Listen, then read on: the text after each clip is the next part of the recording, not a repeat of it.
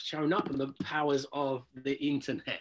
So a little quick little introduction to everybody. So I'm Harvey, remote property investor, and I'm joined by another fellow property investor. I've been watching Adam's content, his stuff online, his disappearing acts, and which we'll talk about a little bit more later on. I've had a keen eye on Adam, and funny enough, we were just saying before this that we've not really crossed paths until recently, although we are both remote investors in the same location. So I'm an admirer of Adam, although I'm a little bit peed off that he keeps on stealing all the best deals. He seems to be getting his foot in the door a little quicker than me. We were actually both bidding on the same property a little while ago, which we'll talk about in a minute, without realising. It wasn't till I see you post it on your profile that I realised I was looking at that. And I actually pulled.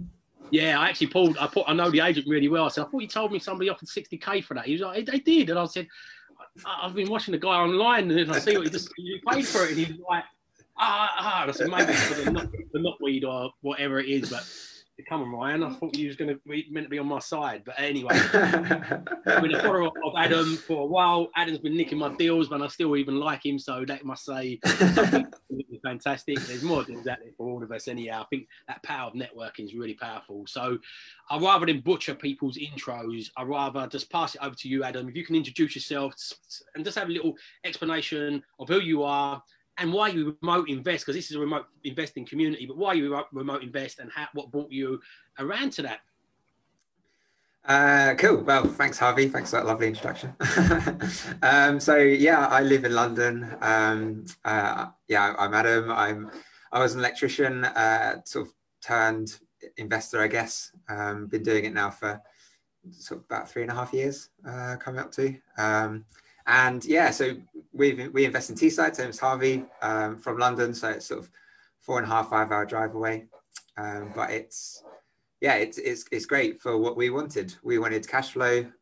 We weren't too fussed about capital growth. Obviously it's nice, but it wasn't the be all and end all for us. We wanted to replace our income. And that's why we went for Teesside in the end. How did you pick Teesside? So like for me, I met somebody from there, he moved down, so that was the link in for me. So how did you pick Teesside? So yeah, as a lot of you guys will sort of agree, I'm sure, if you live in London, everywhere is sort of far away if you want sort of BRR, buy-to-lets or that sort of thing. So yeah, we looked at lots of different places, sort of starting from Swansea and then sort of moving around. And we quite liked the sort of like Leeds, Manchester, Liverpool sort of area, but we felt like if we went an hour extra higher, the prices almost halved. And the rent didn't really change that much. So the yield was really good. There was also loads of stock at the time. There isn't now, but that's a different story. So we felt like we could get sort of lower offers accepted. And yeah, that was I guess the main reason. It was cash flow driven. There's a few other reasons, but I'm sure we can get onto that later if you want. Yeah, then highlights, and I get that when I speak to people about areas, I say you've got to work out the fundamentals. You pretty much covered a lot of them. Yes, Manchester, and Liverpool, and Leeds are all hot on the radar at the moment, but they're much more expensive. So you've always got a trade-off. There's a more capital growth there, but there generally isn't as much motivated sellers.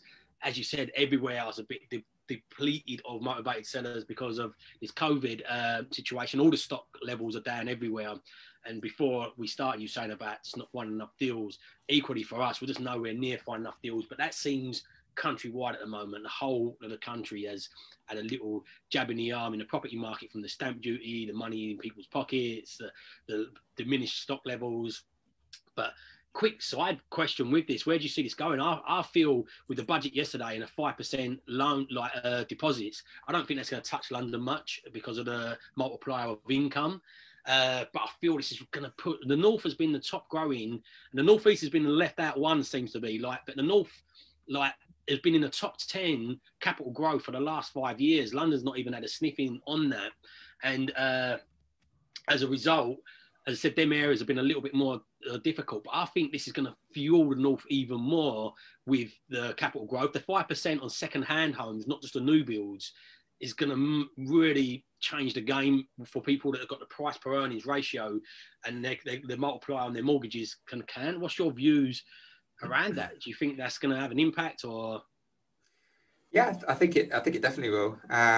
It'll be interesting to see how it impacts your in the individual areas, because it may be that it doesn't impact the sort of landlord side of it too much, because they seem to be in like a separate sort of micro economy to like the first time buyers areas. So you might see those areas sort of kicking on quite a lot, but then the sort of classic landlord spots, actually it won't. I mean, the landlord mortgages won't be any different than buy-to-let mortgages. So yeah, it'll be interesting. It will be interesting to see, but I don't think it'll affect the areas that a lot of investors look at already, and they'll get that sort of like that growth organically, because you sort of get that ripple effect. But the ones that will be hammered will be the ones that are probably more around the sort of, I'm guessing around the sort of 200, 150 to 200 mark up in the north, because that's the sort of affordable income wise for a mortgage, but then it's also not that big a deposit.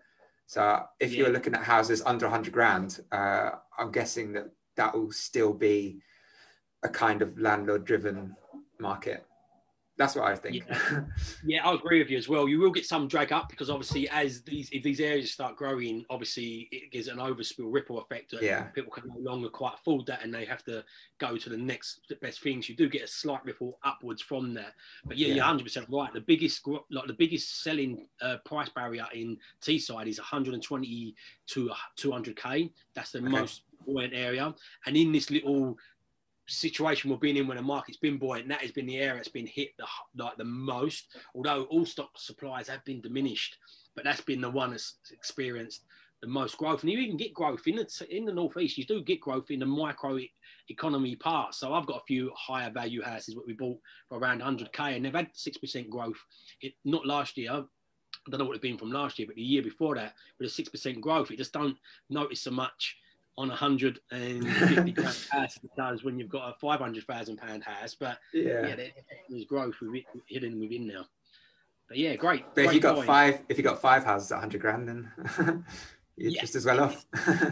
Yeah, well, this is it. I get into this conversation with people all the time. I say, what about the capital growth in the north and compared to the south? And I'm like, the south's plateaued massively. Like London plateaued for a number of reasons, in my view. They changed the taxation, they changed the borrowing criteria, so they wouldn't lend so aggressively. They changed the taxation, so it made it now not so attractive for overseas buyers with the stamp duty, the Section 24. Also, they've done the powerhouse of the North deal with overseas buyers, so they attracted them into Manchester, Liverpool, Leeds, and all these other locations. What happened this all happened between about 2014 and 2015. The 5 times multiplier on your income for lending. There's accumulation of things that was happening. Also, there's going to be an extra 2% for overseas buyers in the UK now, which is going to make it even harder in London. And also the price per earning ratio is just so wide in London for this. So since 2016, London's plateaued, and we've not really seen a massive amount of growth. Last year, when stamp duty got lifted and they done a deal with Hong Kong with residency, we see a little spike again, but it wasn't even in the top 5, you know. It's 4% growth, and not in Manchester, all these other areas still had stronger growth. So now the infrastructure is going into the north. I really see that's going to, don't think London will fall off a cliff and never grow again, but I don't think we're going to get from 1996 to 2016, there's 518% growth in London. And the average wage in 1996 was the average property was £79,000 in 1996, compared to an average wage of £22,000. The property jumped up to £488,000 to the average wage of £36,000. So the wages went up 11 times and the properties went up 518 times. So don't take an economy. Home buyers just can't buy it. And even with 5% deposit, it's not going to drive that. So unless they make it attractive for overseas buyers to keep them piling money into London, which they haven't with the stamp duties and taxes, but they have in the north because they've done the powerhouse of the North deal, I can see it steadying along, but not having that crazy growth. But what everybody does, they get locked into narrow vision of their recent past. If you zoom out wider, the whole of the UK in the Industrial Revolution time, when we was making steam engines, was very equal. We was textile producing, steam engine producing, train producing, Hartlepool and all these different parts of the country all had quite an even keel of wealth. But it just got, when we lost that leading power and the development stuff, it all come to London as a business hub. And I see that slightly changing. So yeah, it's exciting times for the North.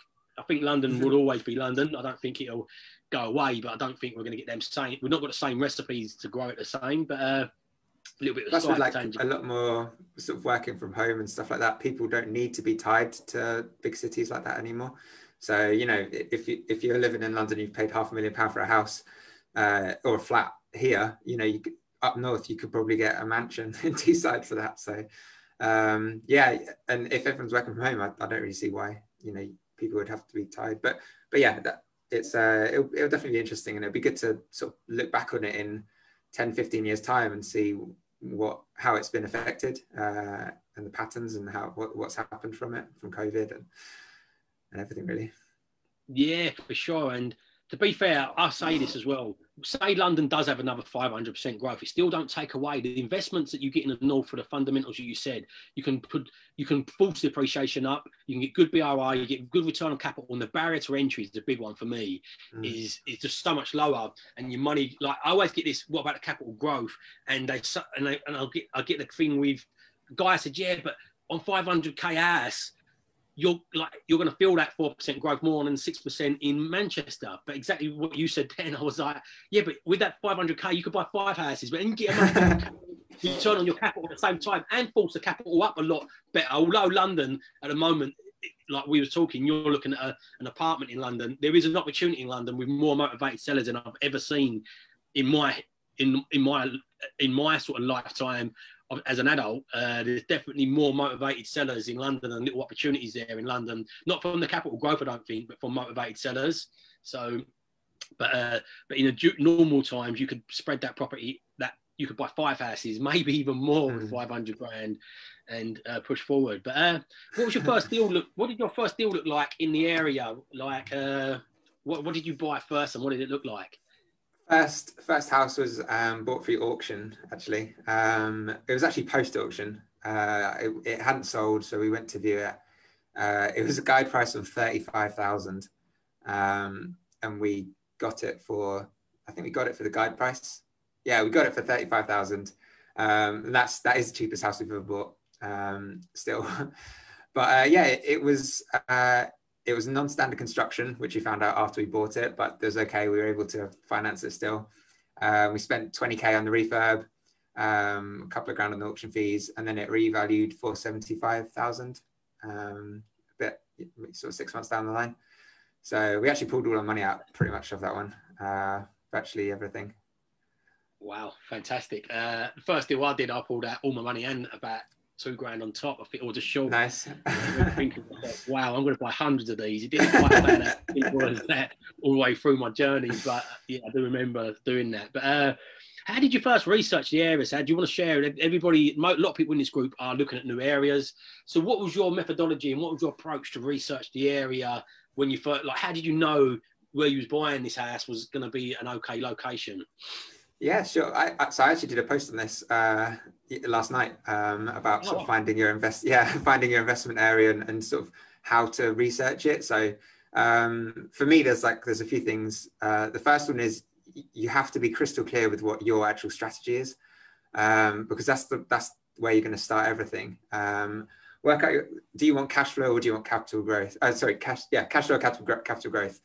They're really the only 2 strategies. And you can try and mix them, but it doesn't really work very well.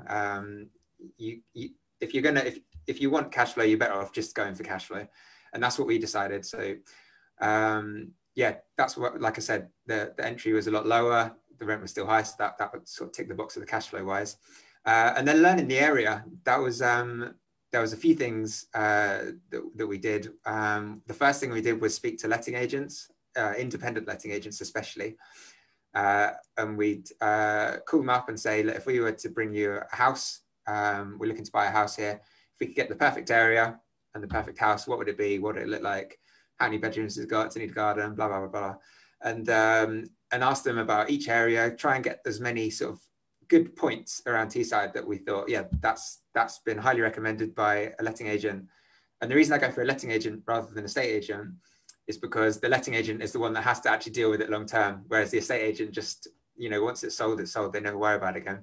But if you're going to bring, if you've got a blank canvas and you're bringing that to a letting agent, they're going to sort of advise you well, because then they're going to want a good tenant and letting agents generally have sort of 10 good houses, one bad house. So, and the 10 good houses make up for the bad house. So they don't want any more bad houses. Yeah, for sure. And then it was a case of getting up and walking the area, then you can speak to estate agents, because I still think viewing as much as possible, as many houses as possible, is the best way to begin to really get a grip of an area. You know, sometimes that'll be with vendors as well, so you can speak to them about the areas, and really just try and paint a picture of exactly where it is that you want to target and where it is you don't want to target. And then you can be a lot more specific with your searching. So you can have alerts set up on Rightmove and stuff like that, or direct to vendor campaigns, but you're targeting it on areas that you actually want to buy a property. And then obviously there's the desktop stuff you can do, like Street Checker and Property Data, and just like Google Street View and stuff like that, that will help you massively in terms of just getting the demographics and stuff like that of the area. Yeah, great advice. And I think I think one of the big things that feeds out to me is that taking action. I really love that. I heard somebody else say that as well for an opening question of, if I bought you a house, perfect house. We've got a lettings department in Teesside as well, where we manage properties. Not massively, it's just a side little hustle for us, but we manage properties. And again, if somebody asked me that question, I would say to them straight away where would be the best places. I think a nice one to add to that is what still gives you yield, because there's some places that would let like that, but the yield really diminishes in them, you know. Yeah. So yeah, that's when I would sort of get as many different places as possible, and then you can go to the estate agents if you don't know the area at all, and say like, these are the areas I'm interested in. Can you give me like rough prices? And then you can sort of like compare the two, and once you've got an idea, like basically the yield, like you say. But if you do the two separately, I've found out that sometimes gets the best results in a way, because neither are sort of like influenced by the other. So yeah, exactly. Yeah, they'll probably point you towards the most expensive area to begin with, but you go, okay, and anywhere else? And you got to try to maybe weed a few more areas out of them. Yeah, for sure. But again, it's that networking, isn't it? We were talking about this beforehand. The power of network is massive, and I think that leads on to question. It was a little bit further down in my questions, but it leads on to it. Like your profile building has been fantastic. I follow Adam's stuff online. I love his creative videos as well. If you've not seen his one where he disappears, definitely jump on Adam's Instagram and check his disappearing act out, and he literally disappears. I'm going to leave it like that for you to go and search him and find out what I mean by that. But what influence do you think you building your online profile has had over that? And before the call, you did say people said it, but I didn't really pay attention until I got here.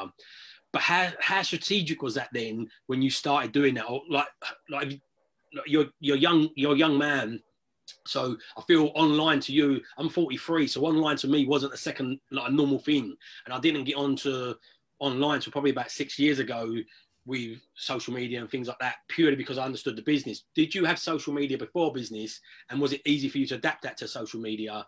And did you understand what you was doing at the front end when you was building that into your business?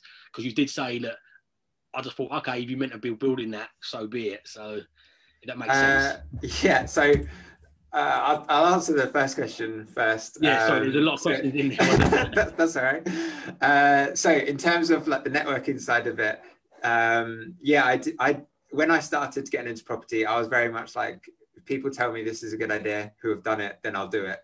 And I was just doing whatever I could to emulate people that were ahead of me, basically. And constantly I was told, network is your net worth, blah, blah, blah. You know, you need to be chatting and telling people what you're doing and stuff like that. And I didn't really know why I was supposed to be doing that. I certainly didn't want to show off. So I was trying to do it from a, like a professional point of view. So that's what I did. And the social media thing, I wasn't on social media before. I made my Instagram account specifically for it. I wasn't really very active on Facebook or anything like that. So yeah, that came from a talk really, where someone sort of recommended doing it, just to document your journey really. So that's what I did, and I didn't really pay too much attention to it as such. It was just sort of like I challenged myself to post a day for the first month, for 30 days, do a post every single day, see what happens from it.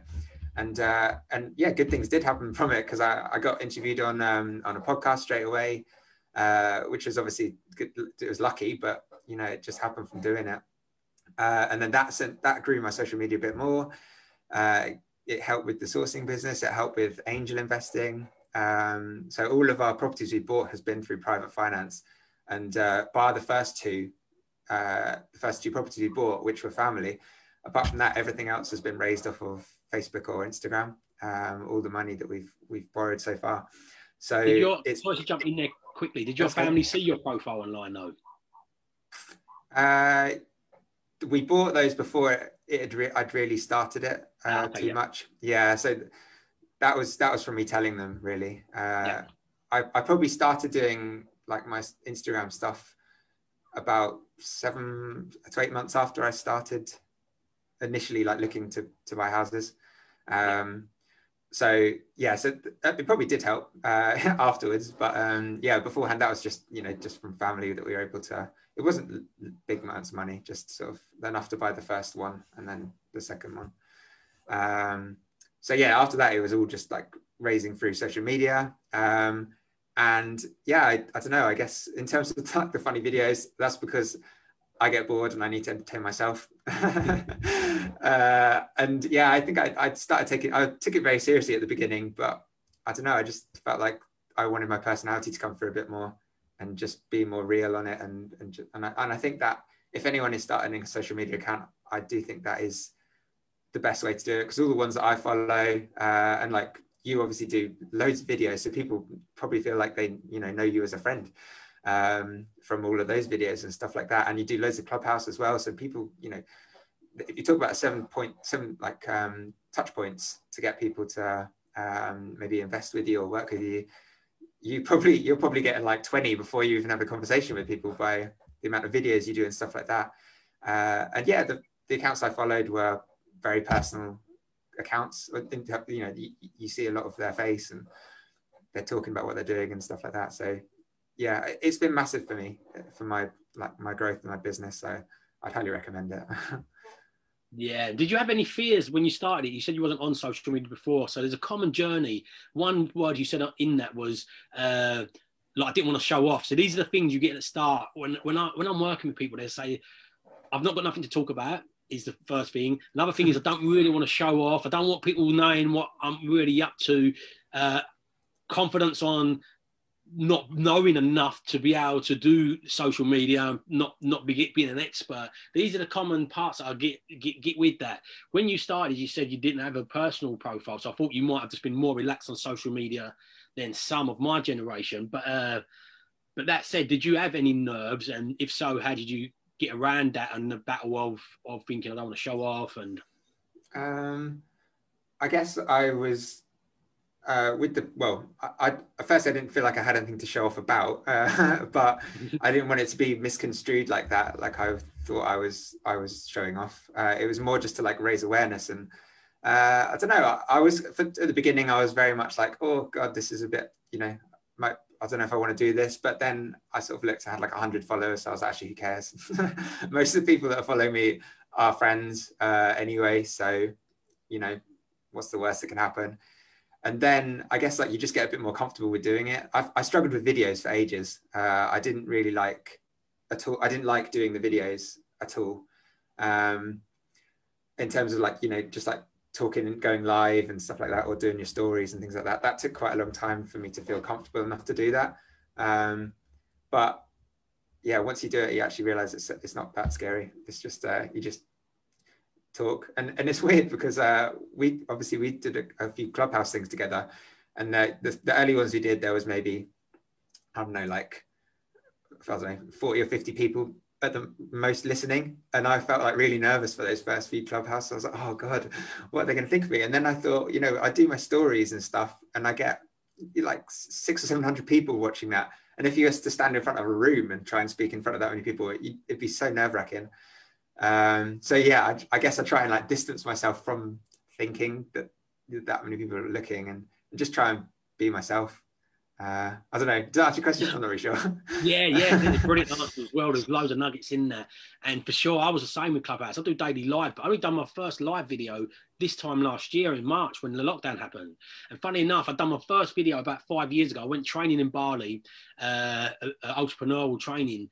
I remember them saying, tomorrow you got to do videos. And I was absolutely crapping myself. I was like, no, I don't need them. They're not for me. And I just resisted. And I got over that and I started doing videos. I was only doing one a week at that point. And I studied something and I said, do daily videos, a powerful thing. If you do daily content, something will happen, especially if you do it within a year, really powerfully. And I started doing daily content, but still only about 2 videos a week, not live. And the rest was written content, which is a nightmare for me because I'm dyslexic. So it takes me forever to write written content. I didn't have Canva at the time as well. So things like that, it was really slow for me. And, but then last year, the fear of the unknown with my businesses, like my sorting business, my lettings business, was really vulnerable to that lockdown. I was like, wow, the fear of, and I've got overheads on the team and running costs of that, the fear of that doing lives wasn't as big as the fear of that potentially going backwards. So I got out my own way and now I'm actually comfortable with it. But even though I'm comfortable with doing lives daily, and I set myself a task of that, I still found it difficult to get on Clubhouse and put my hand up the first time. I still get a little nervous on Clubhouse as well. So every time you do something that's unfamiliar, your mind just, it's natural. Your mind will resist and find that nervous. And yeah, you've really just got to try and push through them. But what you said there with doing the daily challenge, that's really powerful because the more you'll do it, the more you get more comfortable with it. So if you've done 1 video a week for 10 weeks and it takes you 10 videos to get comfortable, it's going to take you 10 weeks, isn't it? If you do 1 video a day, it's going to take you 10 days and you'll leverage that really, really quick. So yeah, really valid. Yeah, I mean, the first like couple of videos I did was maybe sitting in the car outside a property and I'd do 20 takes or something like that. I was like, oh no, I've messed up. Oh no, I messed up. No, I need to do another one. And then I eventually put it out and I couldn't watch it again. I was like, oh, that's so embarrassing. I can't believe I just put a video out there. And now I don't know, I'm a bit embarrassed to sort of like say the content I put out now. It's just just whatever I'm thinking now. But yeah, no, yeah, it's just getting comfortable with it, isn't it? Yeah, that's it. And you just got to get comfortable being uncomfortable in business. All reward, all growth, and all your fulfillment becomes in pushing yourself and growth. And to push yourself, you've got to step yourself out of your comfort zone. Anything that's unfamiliar will feel uncomfortable when you first do it. We've got that natural voice in our head that says, like say you look stupid, say somebody don't like it, say like, and all this, and this is amplified massively when you put yourself on video. But this could be turning up for a new football team. I see you doing kick-ups in one of your videos. This could be turning up to a new football team. This could be like trying a new sport that you're not familiar with. We go through that process with everything we do, but we won't feel fulfilled. It's like football or any sport. If you just play people you can beat easily, might feel good for a little while, but after a while you get bored. The real reward comes in the challenges and playing people that you are challenged. It gives you a challenge and then winning at that. And you've got to keep on moving forward to challenge yourself to get them rewards. So it's so important. But yeah, great nuggets there. What would you take if today, if I stripped you of all your assets and all of your profile, and I said you can have one, you can have the assets you've got, but with no profile, you've got to start from 0 again, or you can have your profile with no assets and start from 0 again. What would you go with? That's tricky. I think in terms of, if you were to answer it from the point of view of which takes longer to build up, the profile definitely takes longer to build up than assets. So from that, I guess I'd probably go for the profile. However, that would mean I'd have no income. So I'm not sure if I want that either.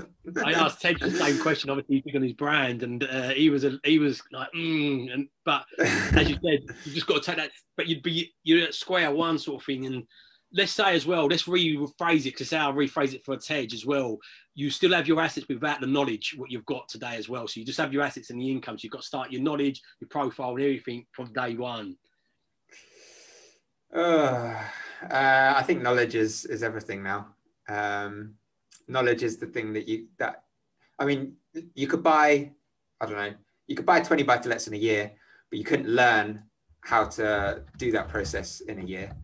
Again, I'm basing it all on time, and maybe not thinking of the income, but I think honestly, I do think like knowledge now is so massive, and all the sort of the things that I've learned, it would take me exactly the same amount of time again to learn it all, and I wouldn't be willing to do that. So yeah, I'd keep the knowledge, lose the assets, and just build up again. Time is our biggest asset. Time's running out. It's the most expensive thing we'll ever spend, you know. And I was faced with a similar question. My letting side of things, and even today, it's still not fully stabilised, but it's thereabouts now. It was I was throwing money. First of all, it was losing money. So there's difference between investing and losing money. The first few years that we self-managed, not by choice, I just kind of started doing it. And I just didn't pay enough attention to it. I was busy buying houses and not paying attention to that. And it created a massive mess in the end. And the mess kept on compounding. The more houses I was buying, the more it compounded this mess. But we just got that leveled last year and running okay now. And still lots to do with it. Like any business, there's always growth with it. But we got it pretty settled. And I thought to myself, we had our first profit last year of £700 in the month. And I was like, would I swap that £700 for £1 million? But I couldn't get the time back and I couldn't get the knowledge back. I started from fresh a day.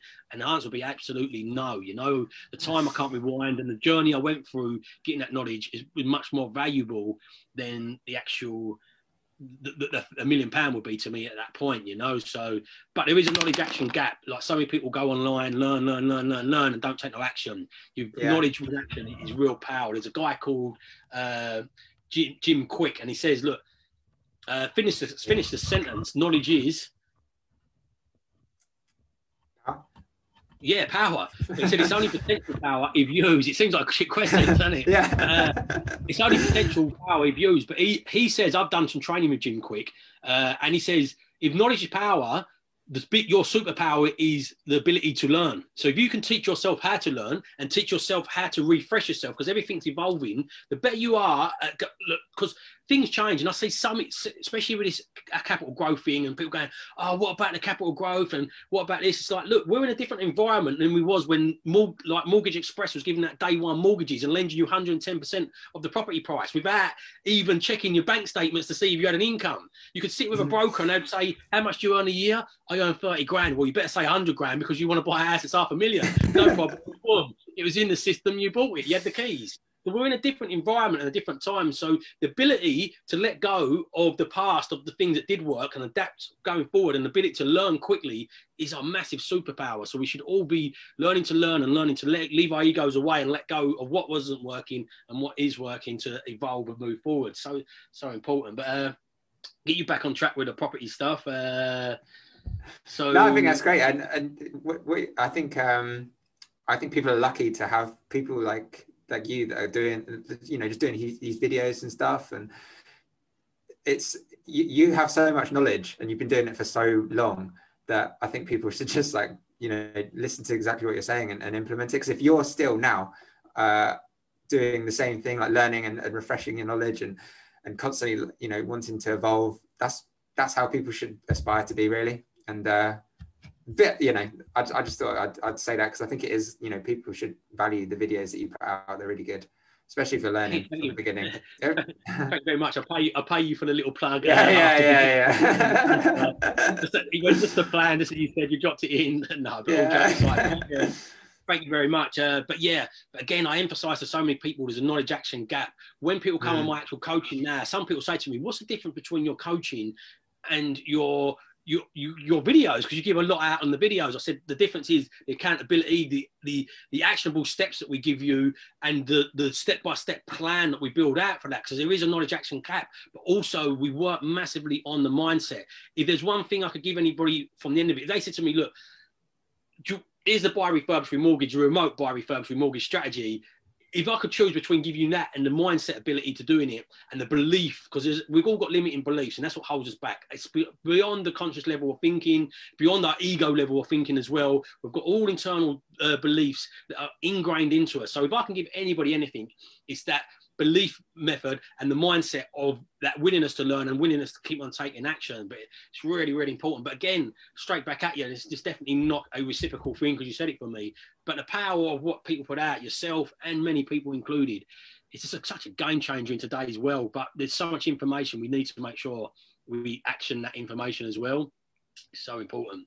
One of the big questions I get asked around myself, remote investing all the time, is the refurbishment. So I had an interview with Ant from the YPM magazine for their YouTube channel this morning, and he asked me this question as well. Refurbs from a distance, how do you manage them, and how do you find that? The process is a bit different now to what it was at the beginning, but speaking from the beginning, it was pretty tough. We had our first 2 offers accepted within a couple of weeks of each other. So we suddenly had no properties to 2 properties to refurb. We didn't have a build team ready, so we relied on recommendations and stuff like that. And we got a builder in to do the first one, and then we just went straight on and just said, like, you might as well do the second one as well. That's where we probably shouldn't have done that. And they did a good job. They finished it all largely, but it took ages, and I was nowhere near stringent enough with checking how long it should be, or maybe learning at how long a refurb should take. So these ones, they were substantial refurbs, but not like extensions or anything. It was just like heating system, rewire kitchens, bathrooms, and stuff like that. Something that I guess like you or I now would sort of do in 3 months, really. And these took 6 or 7 months. And I probably paid more than I definitely paid more than if I did it sort of per trade. So yeah, that's hard, but I learned a lot from it. And now I either project manage them myself, or I've got like a sort of project manager who is also a builder. He'll do like a lot of it, and then he'll bring in some people for like electrics or plumbing and stuff like that. And then I'd say just get photos, just get as many photos as you can. If you're worried about it, do a FaceTime call, once a week or twice a week, get weekly plans. And it's just about communication, and communication is so easy now. There's so many ways to communicate and plan that there isn't really an excuse for a builder not to be able to communicate with you, or you not to be able to communicate with the builder, like both ways. So yeah, I'd say communication's key. Get some sort of contract in place, get timescales in place in terms of when they're going to finish, and hold them to it. Maybe even put a penalty in if they go over, a month or over whatever they said they were going to do. That's what you're going to have to work out with the builder specifically, and whatever makes you feel comfortable. But yeah, it isn't easy, but it's certainly doable, definitely. Yeah, and there's trade-offs, isn't there? I find I still get challenging with builders to this day. We go through builders every year. They start off great, can't do enough for you, and then before you know it, biggest challenge we get with builders is either we give them too much work, and I've done this time and time again, and you think I'd learn from it, but either give them too much work and they can't handle it, or they end up taking on too much work. And what I've seen is an evolution of builders. There's a great book called The E-Myth, if anybody's not read it. Being a operator in a business and running a business is 2 different things. You are in an operator, or if you work in a business, like working as an electrician for a company and then having a business as an electrician, is 2 different things. Managing people, schedules, times, accounts, marketing. There's loads of elements that go outside of just the actual mechanics of that business. And this is what I see a lot of builders do, in my experience. They're on site themselves with a labourer. They get a few jobs, they get a bit popular because they are good. They get your own success can always be your own unraveling often. You get loads of recommendations because you're good, your price is good, your time scales are good, you get loads of recommendations. You get loads of investors like myself. Once I get comfortable with a build, I'm like, okay, we'll scale up a little bit, can you handle a bit more? And they say yes, and then they end up running multiple jobs. And when they're not on the jobs, on the tools themselves, and they're running multiple teams and they've got hired, they don't realise there's a process behind hiring and managing and all this stuff. It starts coming unraveled between them. And I find most builders, not all, end up then trying to factor in them costs with me, or that they either factors in the cost, so their cost goes up, or their quality goes down. And then when you're snagging the job, you're like, okay, no, that one on the list, or that wasn't, or they just try and like wiggle out of it, and the relationship slowly breaks down. And I've had that loads with builders, but I had that with builders locally because I've got properties locally, and I have it with builders far away. As you said, that level of communication and advice you give there by getting photos, getting video calls regularly to make sure they're on site is massive. Have you ever got restriction with that? I mean, one of the ladies that's on my coaching at the moment, she posted that, and somebody else, he's a great guy, went, might be a chew on for builders to take photos all the time. I say daily photos. I'd say to a builder, a new builder, look, don't mind me just having a quick video call with you per day on WhatsApp, just so I see you on site. So I've had many jobs that took 4 months, 5 months should have took 3 weeks. So I'm far away, I can't pop in, I'm a bit nervous. Surely you understand that. If you say it in that tone, generally they will understand it. If they don't understand it, you might want to be worried why they don't understand it and if they're the right person to work with. But have you ever got resistance from them updating you or anything like that? No, not really. I think like builders get a very bad name, but I think like many industries, it's the few rather than the many that give it that name, give them that maybe a bad rep. I know plenty of tradesmen that are are brilliant. They're really nice people. They can't really, do enough for you. I think if you go in with that attitude of, oh, they're just going to screw me over, you're never going to build a level of trust that you can actually turn into a bit of a relationship. It depends on what sort of, what level of security you need. But I do agree that it doesn't take long to take a couple of photos. Like when I was working, I used to do it anyway, just as like a force of habit for, just like security. I've done the job and things like that. It was more like commercial stuff I was working on, so maybe I was actually quite proud of it. But but it doesn't take long to take a photo, especially now with iPhones or like smartphones and stuff. It's not an issue. And like you say, if they say that it is a problem, then that would definitely be ringing alarm bells for me. So yeah, and also generally they're like quite proud of what they have done. If you just fitted a new kitchen, you step back and think that looks brilliant. Yeah, I can't wait to send them a photo and show them how good it looks. So I don't think you'll be hit with much resistance if you ask for photos generally. Yeah, I've not majorly. I've had many builders forget, and I've got to chase them up. The photos over, but I've never had once resistance. It's just that he's a credible guy. I really like him as well. He just said it'd probably be a chew on for the builders.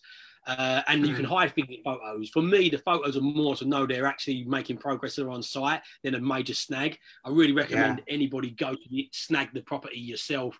If you take the time and effort to build up your assets, going up, even if you've got a refurb over a month, going up twice over that month or 3 times over that month and driving up there, spending the night in a hotel or a business expense. You could drive up, even if you work, drive up on a Friday evening after work, sleep in the hotel, have the whole Saturday there, see the progress.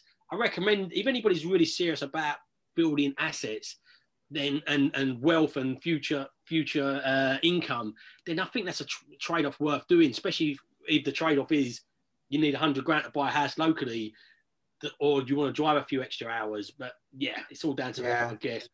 Definitely, and I think pretty much anywhere in the UK, if you should be within 5 or 6 hours of somewhere that you can invest.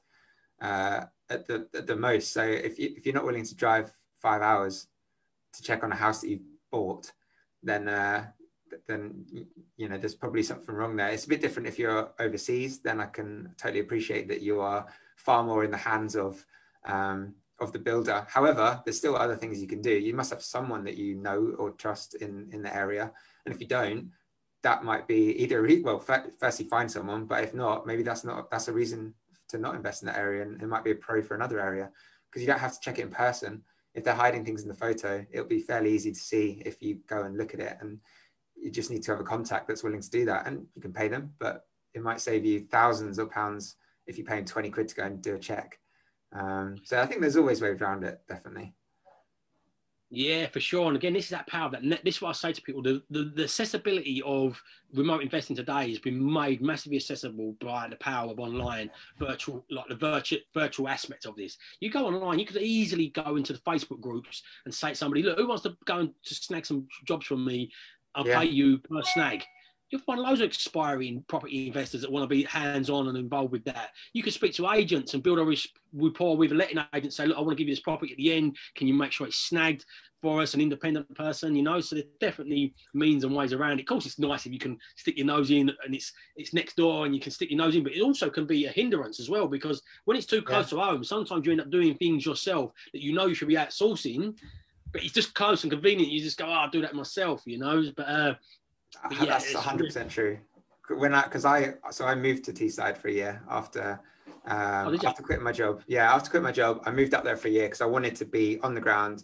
I wanted to put the business on and learn it really, really well. And I felt like if I was going to stop working, I needed to do it properly and do it properly full time and immerse myself in the Palmo culture. So, but yeah, that was obviously great for building networks. But what it did mean is, if I was getting deliveries on site, like, the bath's going to come here between 12 and 5, I'd be like, oh, okay, I'll sit in there. And I was like, what the hell am I doing sitting here in an empty house waiting for a bath to turn up? The whole point I'm here is to find houses. So that was like, that was one of those times where it was easier for me to do it myself, but actually I needed to start outsourcing. And I had to do that when I moved back to London. and the jobs went smoother. I had less to do with them. So yeah, I definitely agree. It can be a hindrance as well, being too close.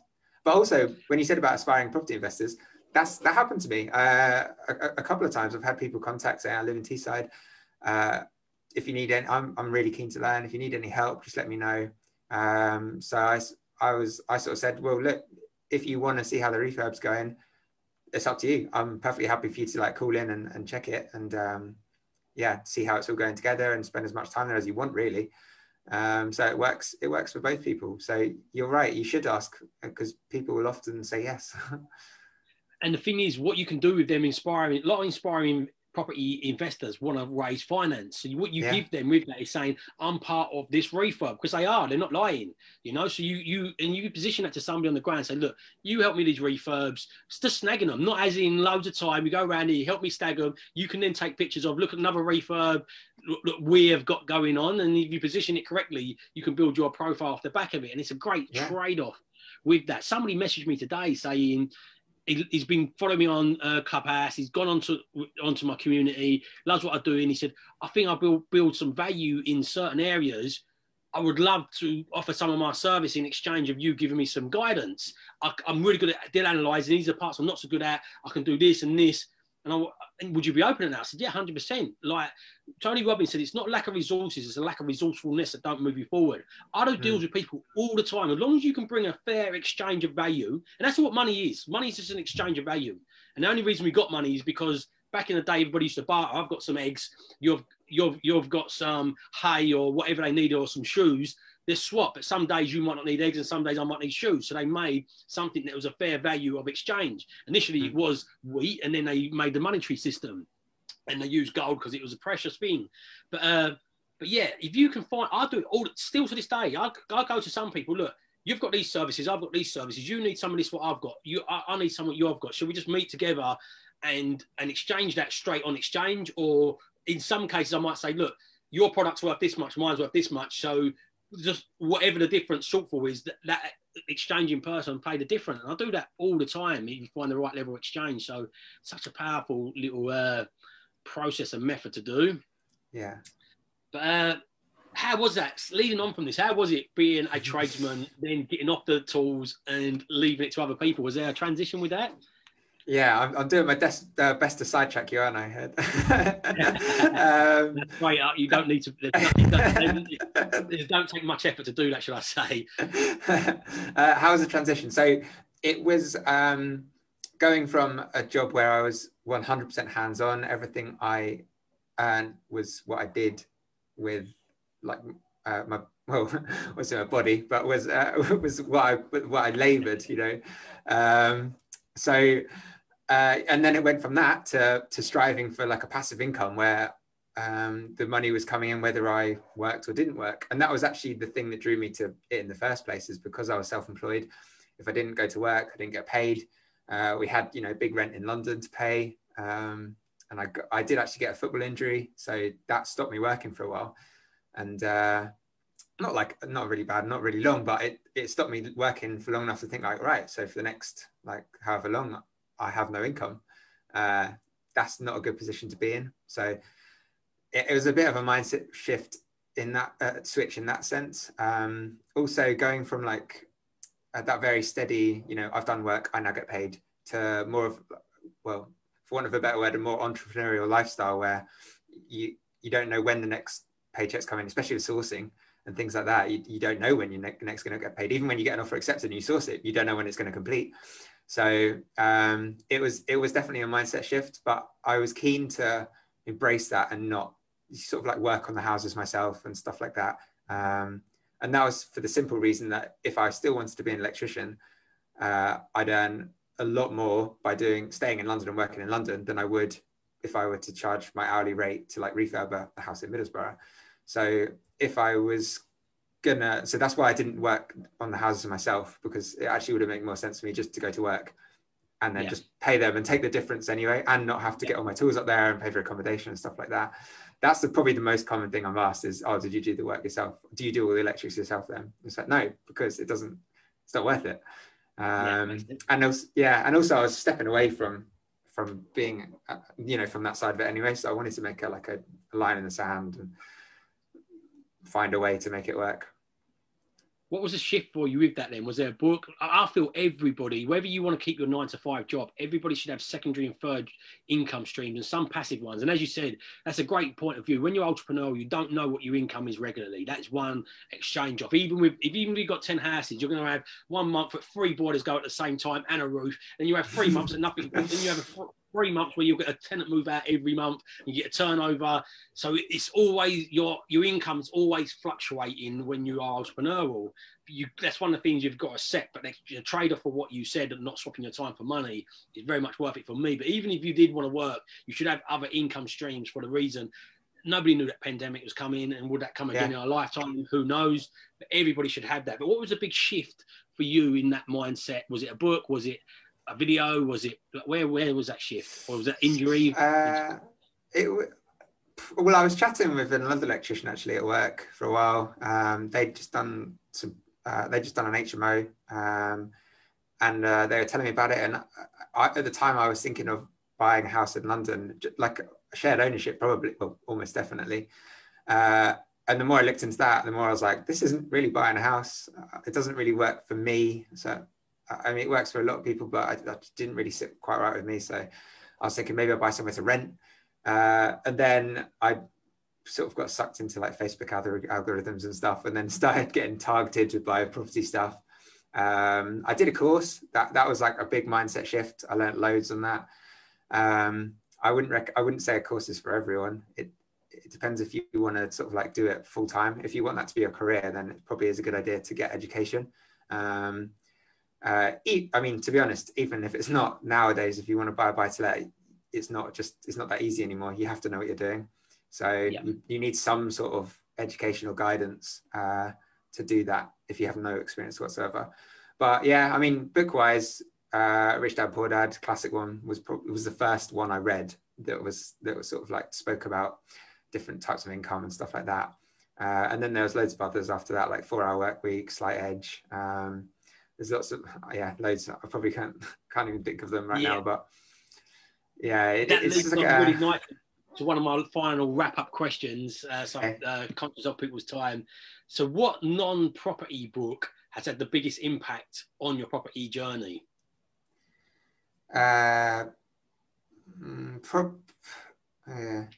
Probably Slight Edge, but that not so much the book itself, but like the meaning behind it.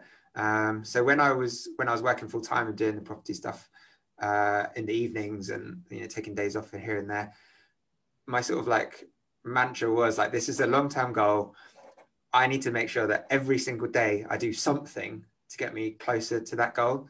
No matter how small or big, I have to do something every single day. There could be an Instagram post, but I can't go to bed without having moved further closer to it. Closer towards it. And I really like that. And I still sort of think I still use it now, whether that's, exercise or something like that. Even if you do 10 minutes of exercise every single day, but you always do 10 minutes of exercise as like a base, and, it's still going to have that accumulative effect.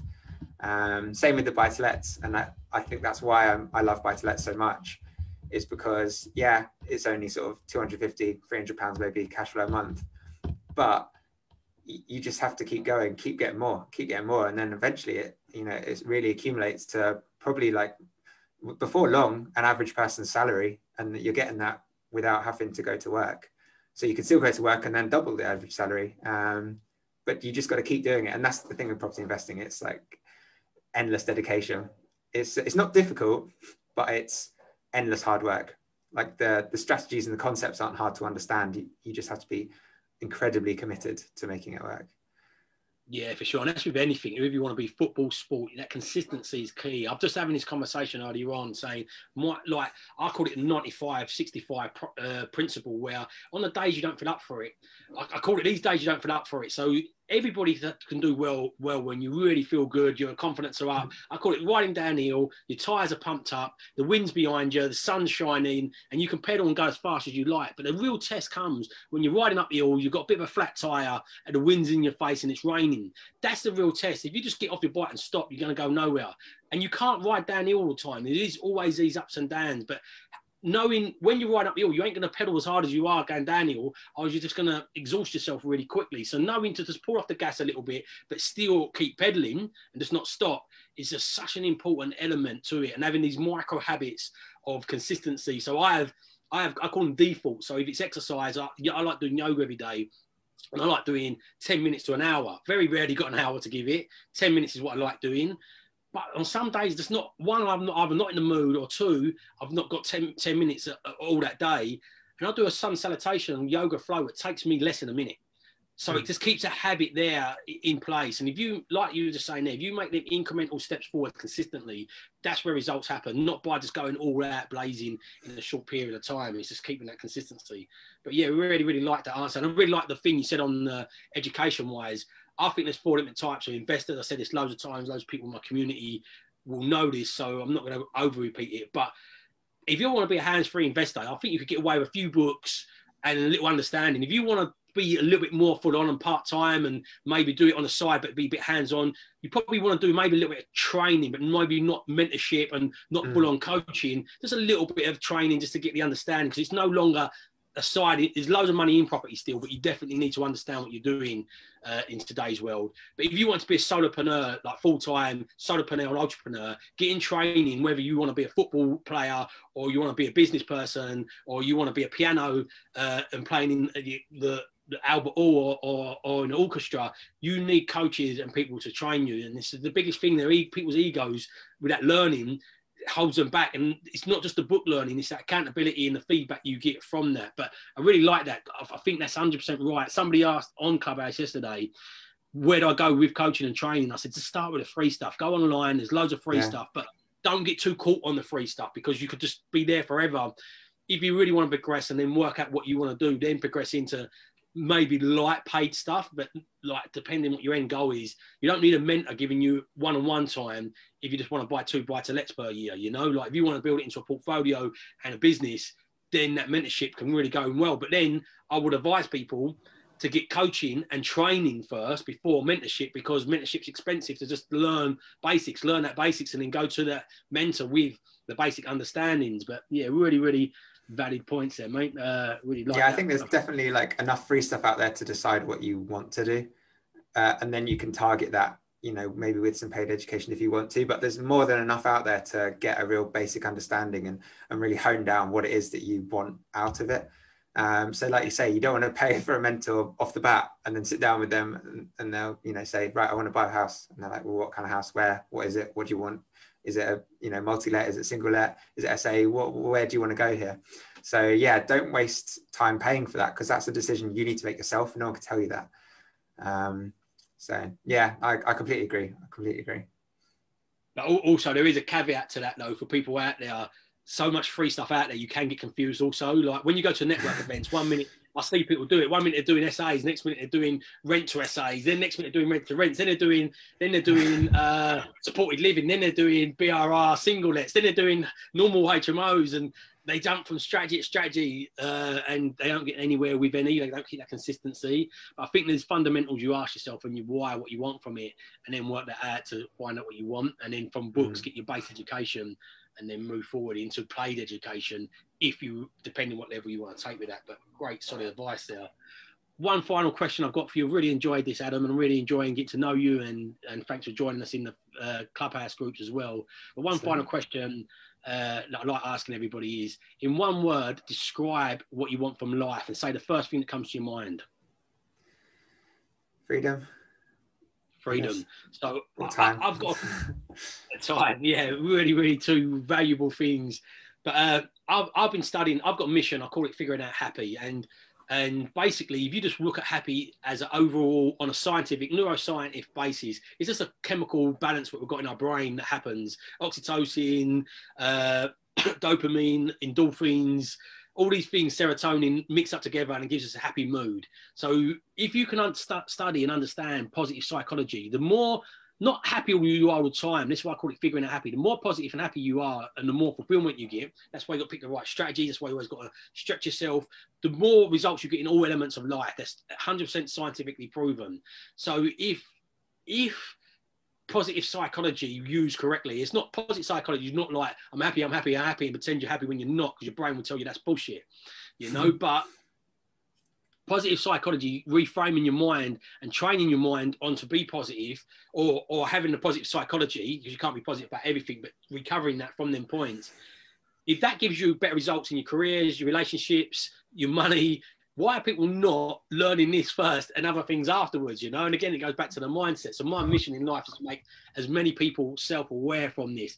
And when I ask that question, it always leads back to freedom, time. When you study happiness, it leads back to which happiness is. And I say figuring out happy is exactly that. You're going to have days where it's challenging. You're going to have builders. If you're in property long enough, you're going to have builders that take longer than they said they'll take, go over budget. You're going to have deals that have problems and tenants. But it's how you rebalance yourself back to that equilibrium and happier, and that equilibrium again, which is the important part. If you can understand get awareness of how our minds operate, that's the best tool you'll have towards that. Definitely. I actually I watched a talk with someone who said every time something bad happens, they go yes at like the top of their voice, and he said you should try it because it feels great. So for a few weeks I was like, yeah, okay, I'll give it a go. And I'd be missing tubes and I'd be like yes, and it's funny because you can't help but then start sort of like laughing after it, and it makes you feel good. Should probably start doing it again. You do get some strange looks though, but you know, I totally agree though. You got to frame yourself in a positive mindset, and there's a lot of lows in property, and probably like not as many wins, because that's just the nature of it. You know, you're slinging out endless offers, nearly all of them are no, and then you get one yes. And if you only get excited by like when that yes comes in, it's hard to stay motivated and keep going. So you got to find other ways, you know, maybe look for different ways that you're getting rejected and stuff like that. But you're just getting closer, and yeah, it's not about motivation, it's about discipline. Yeah, 100%. Yeah, motivation comes from discipline, and the more you can discipline your mind and your attitude towards this and towards the challenge. Buddha said, look, there's 4 noble truths and they're all suffering, and you've got to understand life will throw challenge in it. So the way you react to it, so that yes reaction to it will drag you back to that place where you need to be. And what a great little method. I'm going to give that a try myself. But it's been absolutely fantastic. Getting to know you even more, even though we've been getting to know each other over the weeks. Where can everybody find you? Where can they connect with you? What you got going on at the moment? And where's the best place to find you?